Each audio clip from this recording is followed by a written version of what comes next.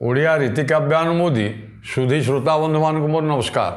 बंधुगण आज से ओडिया रीति साहित्य जुगर बा ओडिया काव्य साहित्य रीति साहित्य भंज साहित्य जुगर अनन्य साधारण आउ जड़े प्रतिभावान कवि जहाँ मु बहु पूर्वर भी आपण मान आगे अनेक काव्य कविता चौपदी प्रभृति आलोचना करी नयागढ़ विशिष्ट कवि जी कि इटामाटी प्रतिष्ठित होते राजकवि हिसाब से नयागढ़ राजसभा विनायक सिंह राजसभा सम्मानित होते से प्रतिष्ठित प्रतिभावान कवि यदुमणिकर राघव विलास काव्यर 31 बा 31 छांदटी मु आलोचना करी।